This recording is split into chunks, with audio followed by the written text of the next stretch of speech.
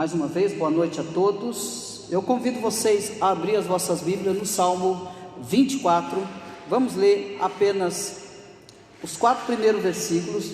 E hoje nós estamos dando continuidade no nosso estudando o Sermão da Montanha, e é Mateus, o capítulo 5, o versículo 8. Nós estamos estudando: bem-aventurados limpos de coração, porque eles verão a Deus.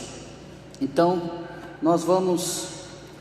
vou pedir para alguém ler para mim o Salmo 24, o versículo 1, 2, 3 e 4, por gentileza.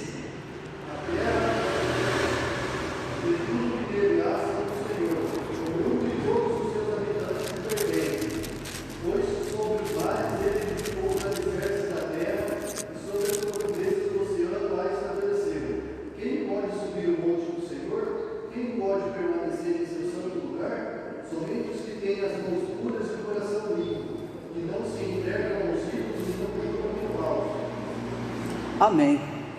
Então perceba que no versículo 4 está respondendo as perguntas que são iniciadas dentro desse salmo. Quem há de permanecer no santo lugar? O que é limpo de mãos e puro de coração. Nós falamos da semana passada, nós estamos falando da semana passada acerca da pureza de coração exigida por Jesus para seus discípulos, que é incompatível com a pureza meramente externa dos fariseus. E em todo o seu ensino, Jesus se opôs diretamente ao ensino e estilo de vida de um grupo judaico e religioso da sua época, a dizer, os fariseus. Nós falamos acerca disso, que Jesus ele combate isso, essa vida externa, essa vida religiosa e externa que os fariseus viviam, né, que os fariseus se apresentavam. Inclusive na terça-feira, falando sobre oração, falando sobre humildade e oração, nós baseamos a nossa reflexão no fariseu e no publicano, a parábola do fariseu e do publicano. Mostramos o que o fariseu, ele começa a orar de si para si mesmo, e também mostramos aquele publicano que nem sequer levantou a cabeça, mas estava com a cara no pó. Nós vemos duas motivações para orar, 2 homens que vão para a oração, mas 2 motivações diferentes. A primeira motivação da sua autossuficiência, né, da sua idolatria, idolatrando a si mesmo. A segunda é do miserável pecador que reconhece e que pede que o Senhor tenha misericórdia dele. E essa cena da parábola do fariseu e publicano não é diferente com a que nós estamos estudando aqui nessa noite. Jesus então, ele refuta a todo momento essa vida meramente externa, aparente, externa, que os religiosos judaicos, fariseus, eles insistiam em viver. Os fariseus, eles procuravam então, com muito zelo e com grande zelo, a lei de Deus, sim, mas o problema é que eles entendiam e aplicavam esta lei de forma errada em suas vidas e na vida do povo a qual os ouviam. Então, com relação à pureza, eles supervalorizavam aquilo que nós dizemos, o aspecto externo, atentando para os ritos e cerimônias de purificação. Pureza para eles era algo meramente externo, e o que importava para eles era a aparência de santidade, e não uma santidade íntima, e não uma santidade interna que flui de um coração puro, de um coração transformado, de um coração renovado. E ao valorizar isso, essa pureza exterior, os fariseus afirmavam que o que vinha de fora era o que contaminava o homem. Mas Jesus refuta isso daí no momento que, quando os discípulos de Jesus, eles vão fazer uma refeição, e os discípulos de Jesus, eles não lavam as mãos, porém os fariseus estão de olho. Os fariseus então vão indagar a Jesus: por que é que os seus discípulos, quando vão fazer alguma refeição, não lavam a mão? E Jesus fica furioso com isso, E aí Jesus vai dizer que o que contamina o homem não é o que sai, mas é o que entra. Não é o que sai, não é o que está externo, mas é aquilo que está interno. E também Jesus, ele repreende duramente por causa da hipocrisia deles. Ele repreende isso. E eles se mostravam puros por fora, mas o problema é que dentro do coração deles havia a maldade e havia a hipocrisia. E ao repreender os fariseus, Jesus chama a atenção para nos enveredarmos no caminho errado, para não nos enveredarmos no caminho errado dos fariseus. E esse é um grande problema, meus irmãos, porque há muitas pessoas hoje que vivem de aparência.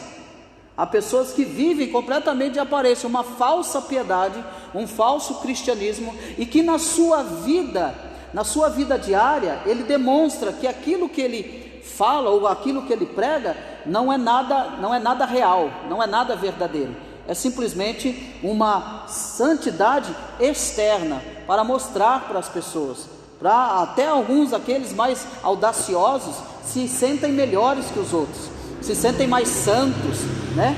Porque eu fui ali, porque eu orei tantas horas. Você viu a motivação dele a anunciar as coisas que ele faz em relação à vida cristã dele? Não é uma motivação correta, é uma motivação para se autoexaltar, para se gloriar nisso, nas coisas que ele faz. E Jesus repreende isso.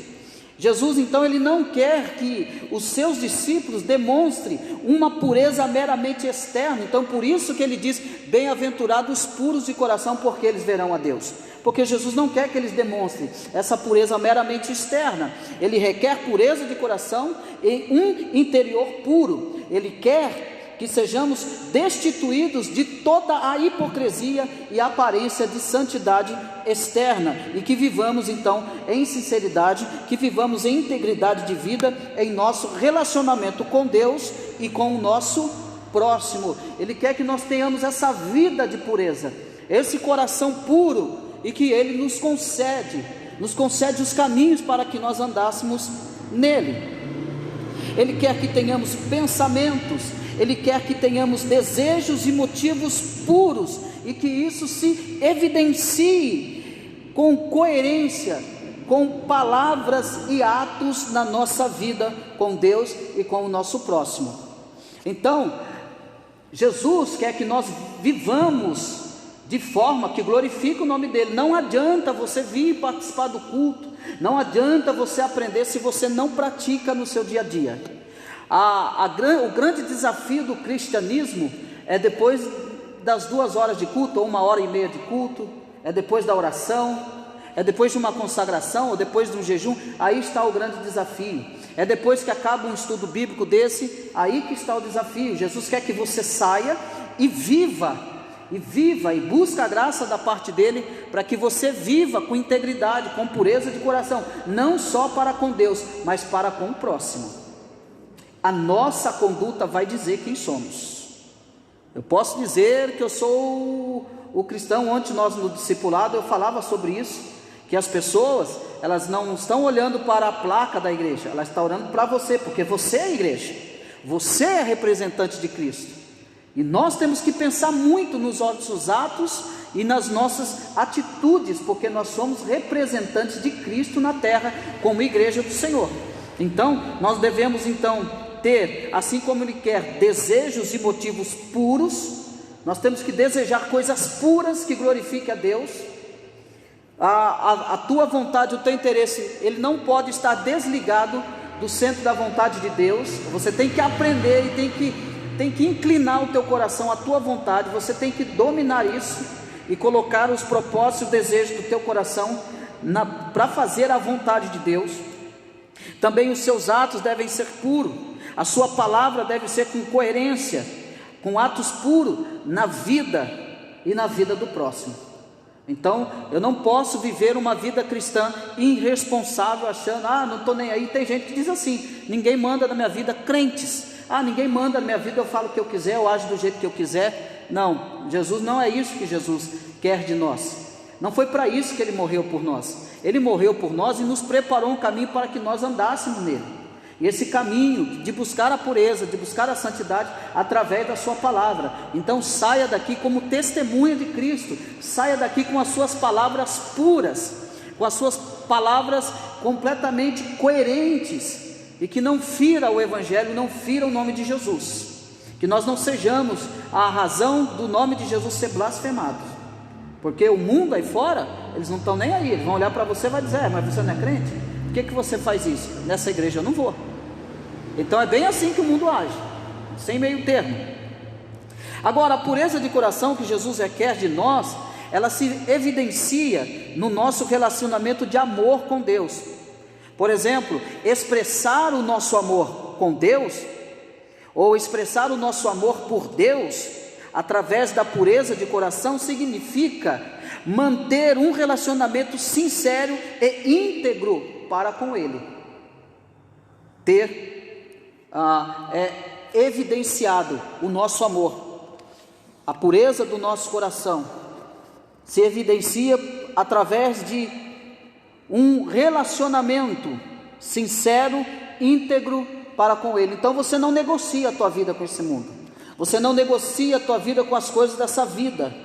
Nós podemos, por exemplo, manifestar a pureza de coração para com Deus em nossa vida, por exemplo, de adoração. Você não negocia a tua adoração. A tua adoração você tem que cantar ao Senhor somente a Ele você deve prestar adoração. Não adianta você cantar aqui no momento do culto e lá na tua casa cantar um funk, cantar a música brega ou a rocha, ou qualquer outro tipo de música promíscua e música sensual. Não adianta nada disso. A sua vida, o seu relacionamento, a sua pureza, o seu relacionamento sincero e íntegro, significa que você deve então a sua vida de adoração e também de obediência. Não adianta dizer que ama a Deus, mas não obedece a Deus. Passa por cima, não desobedece. O Senhor Jesus não quer isso de nós. Ele quer que nós o obedecemos, Ele quer que nós o adoramos, os puros de coração. E com que atitude nós devemos se aproximar de Deus a fim de adorá-lo no culto? De que maneira? De como nós devemos, qual a atitude que nós devemos nos aproximar de Deus a fim de adorá-lo no culto?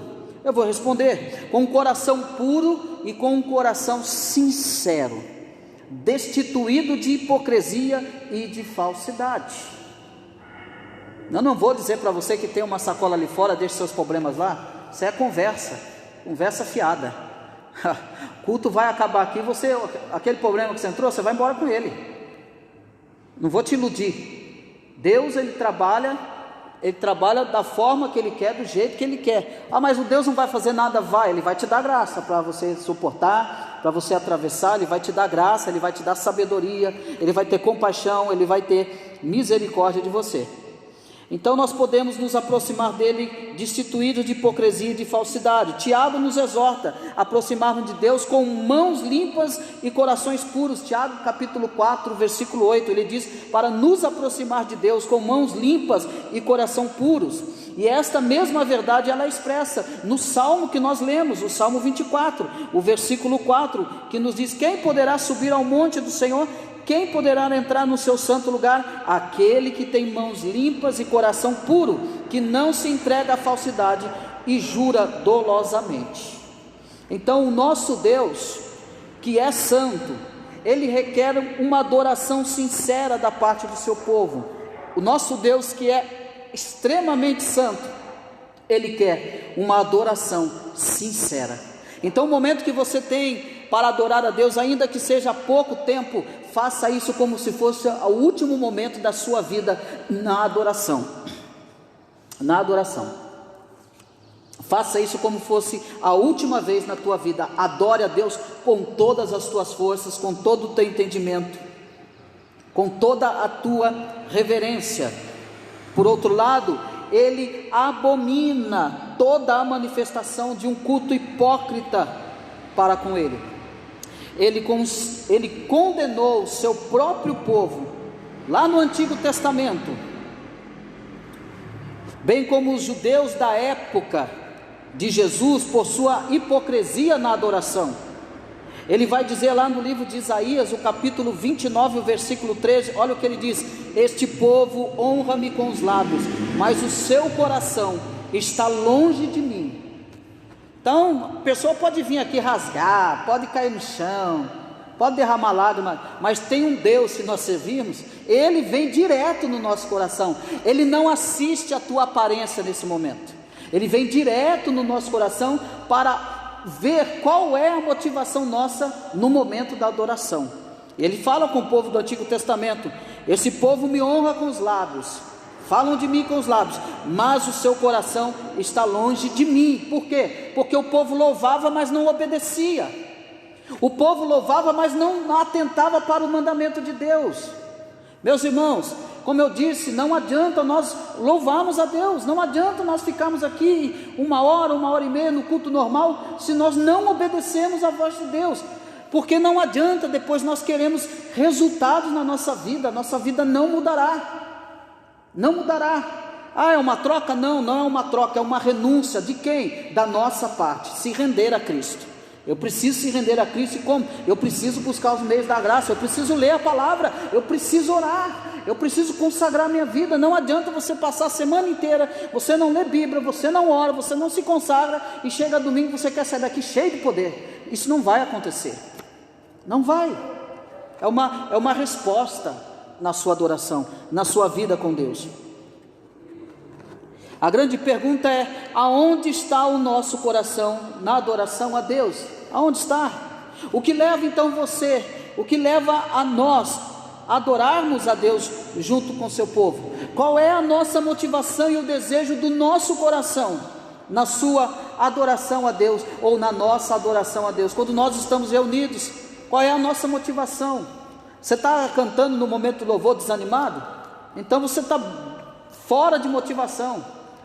Quando nós entendemos que nós devemos adorar esse Deus, a nossa motivação, o nosso desejo, o nosso entusiasmo muda, porque não é para mim, não é para o sermão, mas é para Deus que nós estamos orando. Ou seja, nós vemos aos cultos porque ama a Deus, ou para marcarmos presença e não termos problemas com a liderança?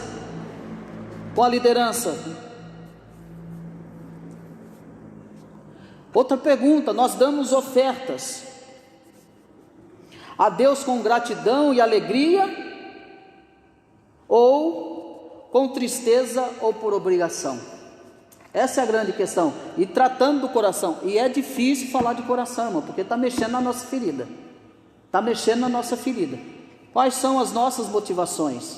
Eu dou para reclamar depois, eu faço para depois falar, ou eu estou dando exatamente porque eu reconheço a graça de Deus sobre a minha vida, no meu dia a dia, toda a providência de Deus sobre a minha vida? Então eu sou grato a Deus com a minha finança, então eu quero adorar a Deus também com a minha finança, tendo entendimento de tudo aquilo que o Senhor me cerca. E se você está fazendo isso, está corretíssimo, sendo grato a Deus. Não, eu estou dando por livre e espontânea vontade, eu estou adorando por livre e espontânea vontade, eu venho no culto porque eu gosto de estar no culto, eu gosto de ouvir a palavra, eu gosto de louvar a Deus com os meus irmãos, eu tenho prazer nisso. Esse é o caminho ideal e o caminho correto. O Senhor, Ele conhece então muito bem as nossas intenções do nosso coração. Além da adoração sincera, a nossa intenção em obedecer a Deus também deve ser sincera. Nós devemos obedecer a Deus sinceramente. Aqueles que são puros de coração guardam os mandamentos de Deus. Tem gente que bate no peito: eu sou de Cristo, mas não guarda o mandamento. É de Cristo? Nós aprendemos isso ontem. Quem são Israel de Deus? Lá no Antigo Testamento, lá em Êxodo, quem são Israel de Deus? São aqueles que guardam a lei de Deus, são aqueles que obedecem à lei de Deus. E lá na epístola de João, nós aprendemos ontem, aqui no curso de discipulado, que aqueles que obedecem a Deus, que são Israel de Deus, que são os filhos de Deus. Então, obedecer a Deus também deve ser uma obediência sincera. Mas aqueles que obedecem, quem tem um coração puro, eles guardam os mandamentos de Deus, não com a intenção de receber algum benefício da parte de Deus, e nem com a intenção de mostrar que é mais santo do que os outros, como faziam os fariseus. Infelizmente nós temos aí alguns lugares que se prega aí, algumas denominações por aí, que ensinam que você deve obedecer a Deus para receber alguma coisa em troca. Ensina completamente errado, né? Aí até saiu aquela música muitos anos atrás: restitui, eu quero de volta o que é meu. Quer de volta o quê? O que você quer de volta? A condenação, o juízo? Porque nós não tínhamos nada, nós estávamos mortos em nossos delitos e pecados. Louvado seja o nome do Senhor, que enviou o seu único filho para morrer por nós, pelos nossos pecados, mas nós não tínhamos nada. O tempo que foi roubado, me restitui aquilo que é meu. Isso aí é história, conversa de música, letra triunfalista. Hoje nós somos lavados, remidos no sangue do Cordeiro por causa de Jesus, por causa do sangue de Jesus. Nós devemos obedecer os mandamentos, não é para recebermos alguma coisa em troca, ou para sermos abençoados. Você é abençoado pelo resultado da graça, da livre graça de Deus. Mas aqueles que têm um coração puro, ele tem prazer de obedecer a Deus, tem prazer de obedecer a lei de Deus. Mas essas bênçãos, o que é? Essas bênçãos é bônus. É bônus. É a graça de Deus sendo manifestada, é a graça de Deus sendo alcançada, alcançando vidas. Nós vamos orar no final agradecendo a Deus. A nossa irmã Tina está muito feliz e alegre, agradecendo a igreja pelas orações, porque Deus respondeu a oração, e está lá a netinha dela já em casa, sã e salva para a glória de Deus. A cirurgia, ainda recém-nascida, foi com sucesso. Deus colocou a sua mão, é a graça de Deus sobre ela, é a graça de Deus sobre a família, é a graça de Deus sendo manifestada, sem que dependa alguma coisa de mim. Aquele que tem um coração puro, ele obedece por livre e espontânea vontade, por amar a Deus, por entender a Deus, por conhecer as maravilhas de Deus, e não para receber, e não com a intenção de receber qualquer outro benefício, ou para se aparecer como os fariseus. Pelo contrário, eles obedecem a Deus simplesmente porque o amam e querem expressar a sua gratidão. O nosso relacionamento de amor com Deus, além de sincero, ele deve ser íntegro. Os puros de coração são aqueles que têm um coração íntegro. Os puros de coração. Ter um coração íntegro é ter um coração inteiramente voltado para Deus. O nosso coração está inteiramente voltado para Deus? Eu vou dar um sinal para você quando o seu coração não está inteiramente voltado para Deus. É quando você negocia os dias que você pode. Eu estou falando de circunstâncias. O irmão não pode vir por causa de circunstâncias. Está aqui o nosso irmão, por causa de circunstâncias não pôde estar aqui. Não é isso, não é isso. Mas estou dizendo quando a pessoa tem a plena liberdade de estar no culto e ela não pode estar, e ela não vem. Ela tem toda a liberdade, ela tem toda a possibilidade, ela é livre, mas ela não vem. É isso. Ela negocia esse momento precioso, que obviamente esse momento precioso, como nós aprendemos no discipulado, ele tem que permanecer depois desse estudo, ele tem que continuar. O nosso culto a Deus continua depois daqui.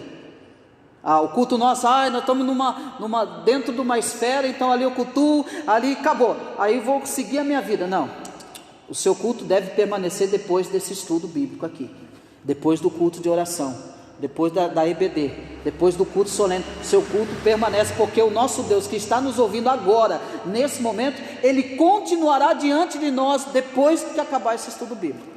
Essa mente que vocês têm que ter, essa mente que nós temos que ter. Então os puros de coração são aqueles que têm um coração íntegro, e ter esse coração íntegro é ter esse coração inteiramente voltado para Deus. O que significa isso? Significa que Deus deve estar no centro, não só da nossa adoração, mas da nossa vida toda.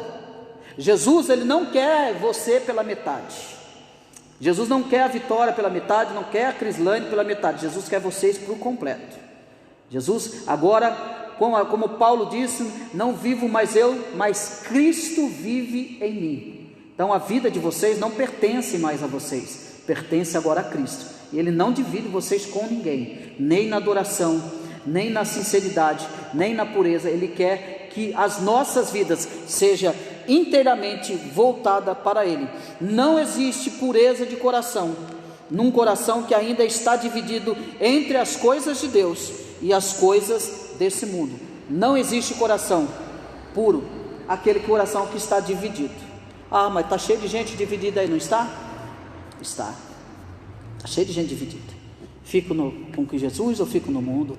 Fico com Jesus ou fico no mundo? Eu fico com os prazeres do mundo ou fico com Jesus? Ah, mas os prazeres do mundo é passageiro.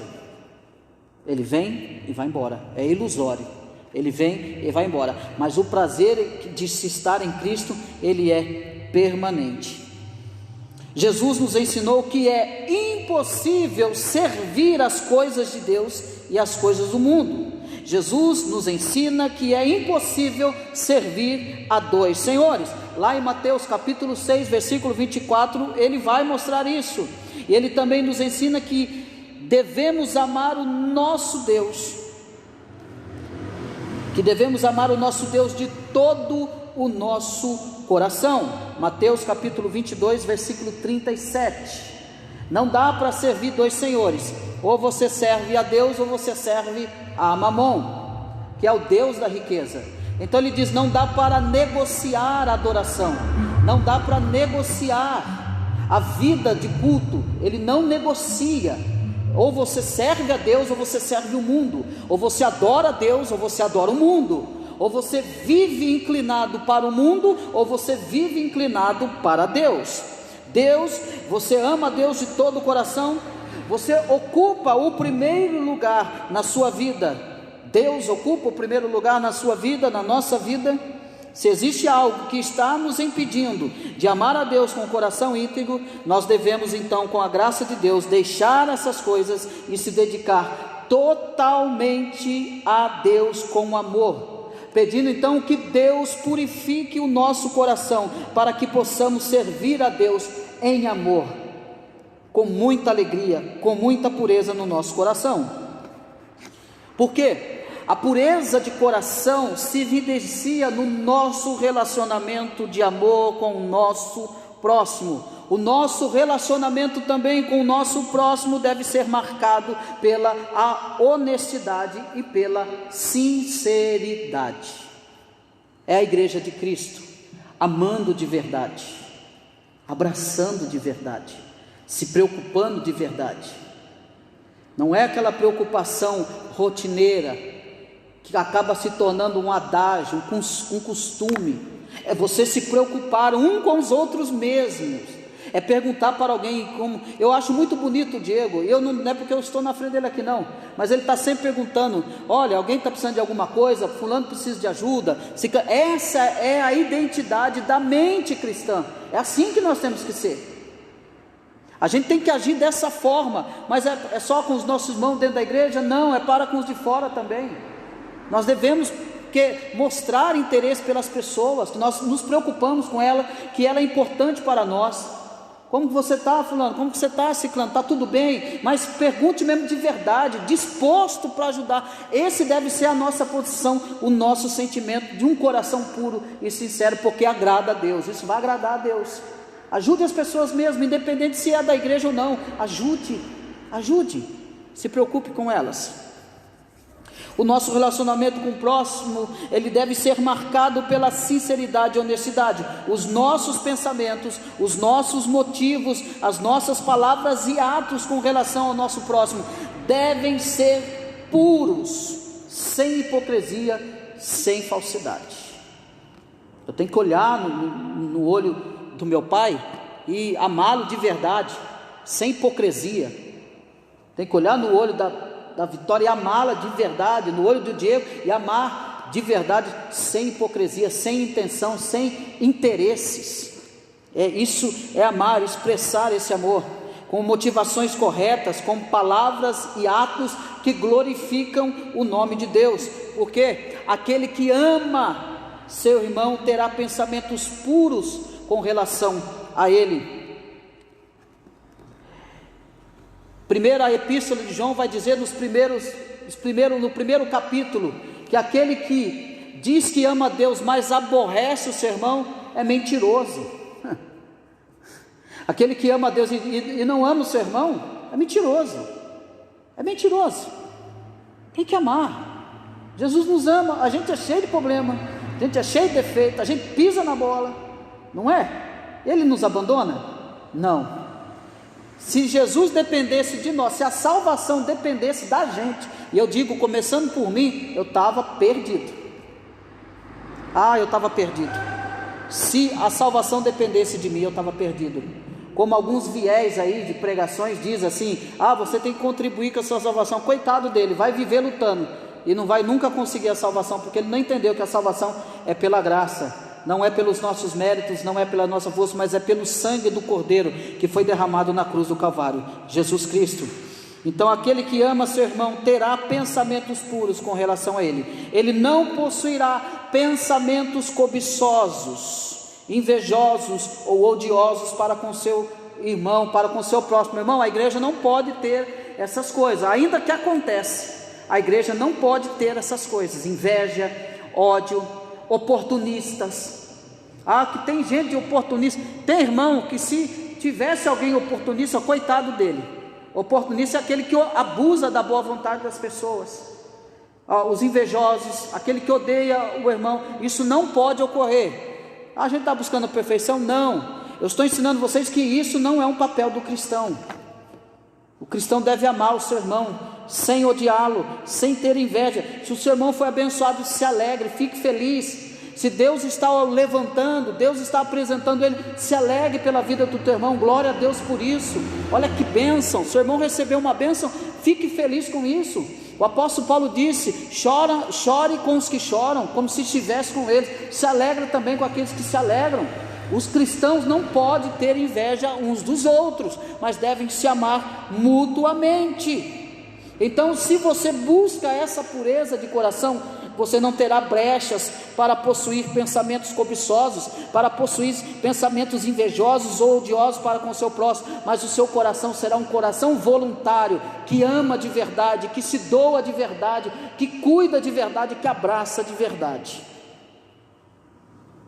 Aquele que ama seu irmão, ele proferirá palavras puras em relação a ele, palavras úteis para a sua edificação espiritual. Não abra sua boca para falar, se alguém está na luta, aquele irmão, não faça isso. Ore, diga palavras que vai edificar a vida dele. Peça a Deus, Senhor, faz uma obra, Senhor. Meu desejo é que o Senhor transforme o coração, que o Senhor mude caráter. Peça a Deus para que o Senhor faça essa obra, e essa obra é uma obra de edificação, de santificação espiritual, e vai contribuir para a vida dessa pessoa, e Deus vai alcançar essas pessoas através das suas palavras. Também nossos motivos e atos serão puros de fato, se amarmos o nosso próximo como a nós mesmos. A pureza de coração, ela deve se fazer presente em todas as esferas do nosso relacionamento social, ou seja, na igreja, na família, na sociedade. A pureza do nosso coração, ela tem que estar implícita no nosso convívio social, na nossa família, principalmente na vida social que nós levamos. As pessoas estão olhando para nós, famílias estão olhando para nós, famílias desesperadas, com filhos perdidos, mães, esposos estão desesperados. E quem é que eles vão buscar? Em quem eles vão encontrar o consolo, o conforto? Através da tua vida e da minha, porque através da nossa vida tem que fluir Jesus Cristo, a ação de Jesus Cristo. As pessoas vão dizer: orem por mim, peça a Deus por mim, coloque o meu nome lá no livro de oração. Você tem que ser esse canal de bênção, você tem que ser esse canal em todas as esferas da sua vida, começando lá dentro da sua casa. Você tem que ser esse canal de bênção, tem que ser esse canal, tem que atingir. Na igreja nós temos de relacionar com os nossos irmãos com toda a pureza. Os irmãos que são puros de coração, então viverão em união e amor uns com os outros. O nosso relacionamento familiar também deve ser marcado pela pureza de coração. Os filhos que são puros de coração demonstrarão amor para os seus pais, obedecendo aos pais no Senhor. Mas aí a nossa parte, nós temos que fazer a nossa parte. Os pais que são puros de coração educarão os seus filhos nos caminhos do Senhor. O pai sábio educa os seus filhos no caminho do Senhor, tem que educá-los, é a responsabilidade dos pais. O marido que é puro de coração viverá a fidelidade e amará a sua esposa, como Cristo amou a igreja e se entregou por ela. O marido tem que viver de pureza de coração e ser fiel à sua esposa. Ele tem que ser fiel à sua esposa e amar a sua esposa como Cristo amou a igreja e se entregou por ela. A esposa que é pura de coração também será fiel ao marido e se submeterá a ele como o seu cabeça, quando fazem o seu cabeça, ou seja, automaticamente, quando isso acontece, quando o marido, o esposo, ele é puro de coração, fiel à sua esposa, automaticamente o desejo da sua esposa para com ele, em se submeter a ele, será prazeroso, será com alegria, não será coisa forçada, não será coisa obrigada. Por quê? Porque ela tem também um marido com coração puro e fiel. Então essa esposa de coração puro também terá e se submeterá com grande alegria, com grande gozo ao seu marido. Os empregados também devem ter um coração puro quando fazem o seu trabalho com honestidade, quando fazem o seu trabalho com sinceridade de coração. Os senhores são puros de coração quando tratam bem com amor aos seus empregados. Então, funcionário, crente, tem que agir com honestidade, tem que trabalhar com honestidade. Aquele que é patrão, que é crente, tem que cuidar dos seus funcionários com verdade, com pureza do coração. Amém, meus irmãos? Que nós possamos então viver essa vida de pureza, buscar essa vida de pureza a nós, porque aqueles que são puros de coração, eles almejam então ver a Deus.